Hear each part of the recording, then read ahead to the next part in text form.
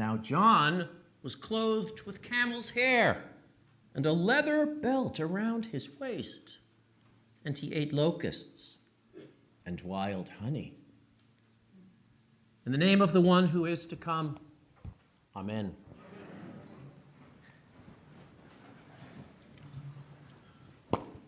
John the Baptist appeared in the wilderness as if out of nowhere. Here, in the first chapter of the first gospel, the Baptist simply appears. The single figure in a stark landscape. The beginning, says Mark, the beginning of the good news. Just as in the first chapter of Genesis, something out of apparently nothing. And he is so oddly dressed. The very beginning of the very first gospel talks about beginnings in a macro way, reaches back into the ancient history of the people of Israel in the words of the prophet Isaiah, and then racks our focus suddenly and sharply from a macro down to a micro, to what the man has on. Now John was clothed with camel's hair, with a leather belt around his waist, and he ate locusts and wild honey. What are we to make of it all? Martin Copenhaver, formerly dean of the Andover Newton Theological Seminary, has written that John's clothing is more than a few centuries out of style. He's dressed, actually, in the style of the prophet Elijah, who also wore camel's hair. And that's the thing about John. He points us into our future, and at the same time, he reaches back into Israel's past. To continue the clothing metaphor, it's as if he's standing on a seam. A seam. He is this morning standing at that very point where Israel's past, where the world's past is about to become Israel's and the world's future.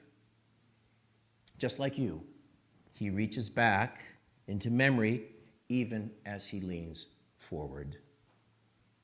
And he carries this good news, tells us in his own harsh and particular voice, the best news there is.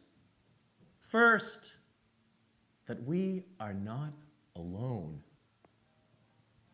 We live embedded in a kingdom of love that runs counter to most of the violence and the degradation around us. That's the first good news. The second good news is that there is a better way for us to live. And thirdly, that this mysterious love that created us has also deemed us capable of living in a better way. That against all visible evidence, we are worthy and capable.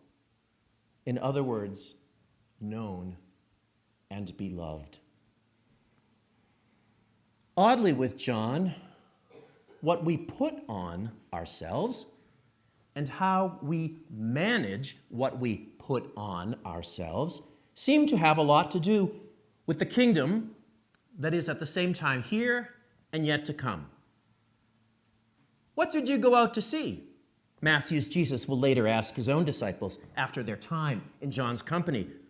What did you go out to see? A man dressed in fine clothes? No, those who wear fine clothes are in king's palaces. Luke's Baptist will have very specific sartorial advice for his followers. Whoever has 2 coats must share with whoever has none, and whoever has food must do likewise.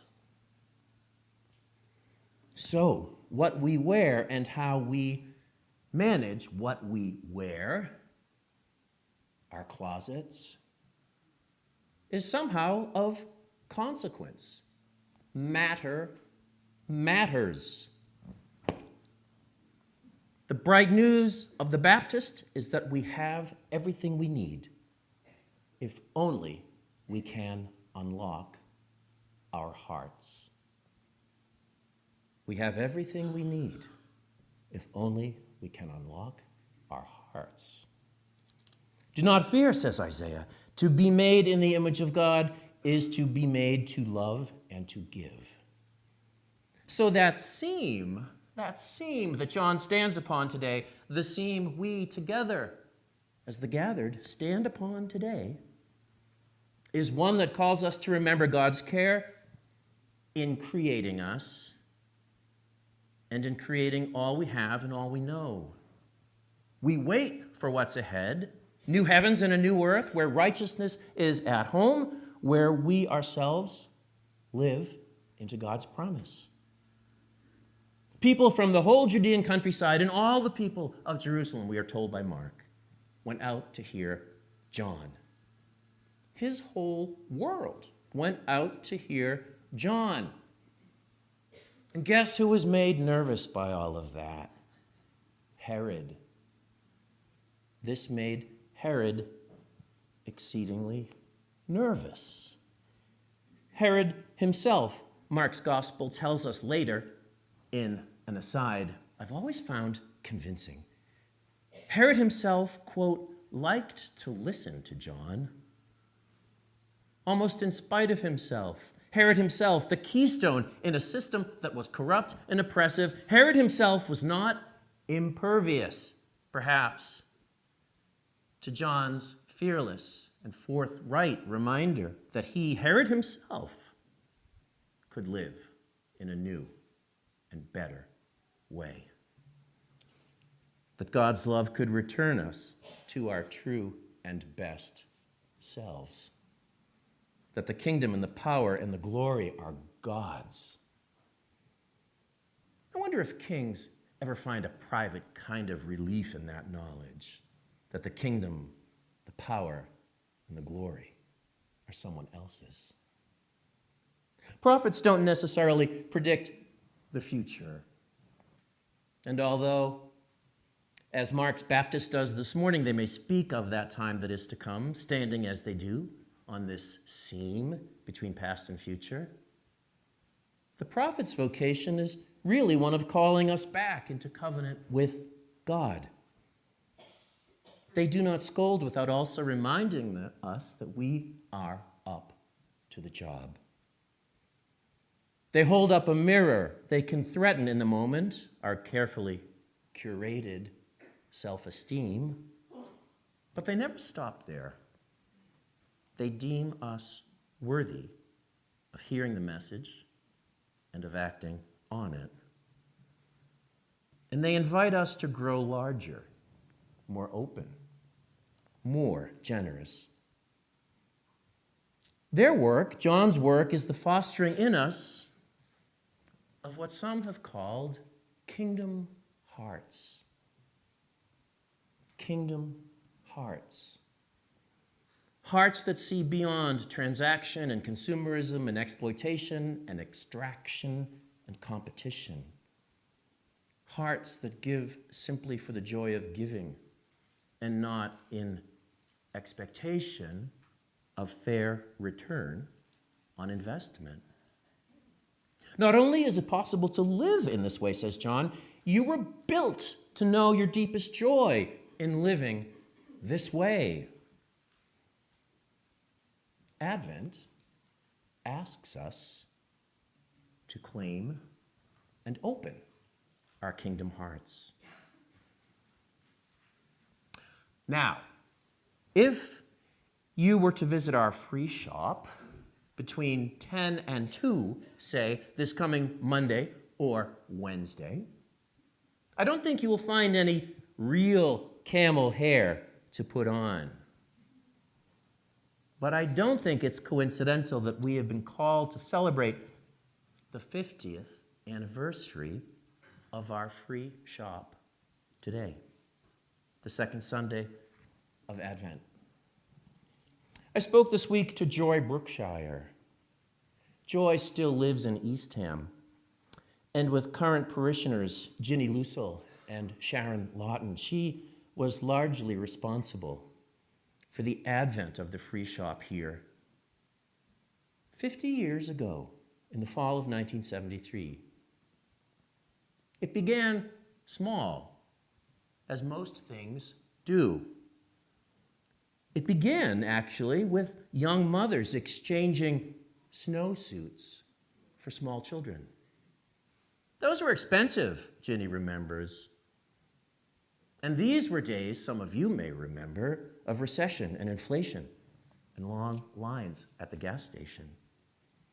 Like many good ideas, something small became bigger. The free shop found space in what is now Galley West.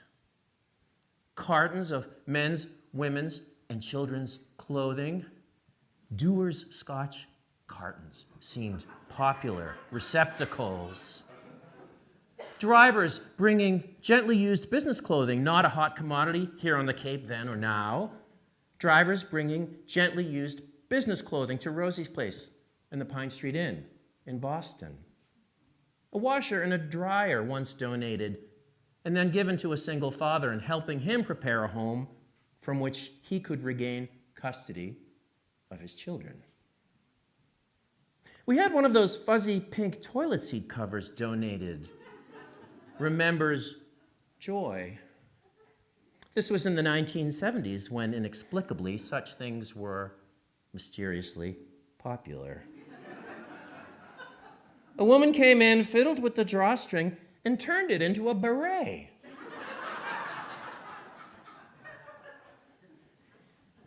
My prayer is that synthetic fur had been laundered.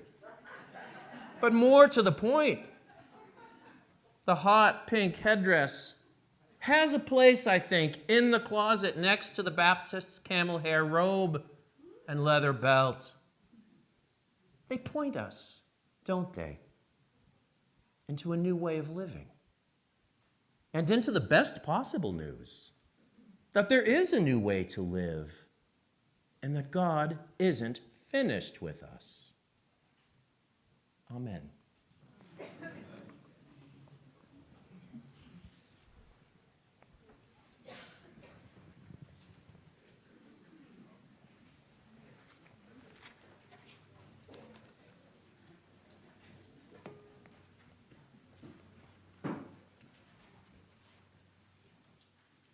Standing together, we affirm the ancient faith of our church in the words of the Nicene Creed.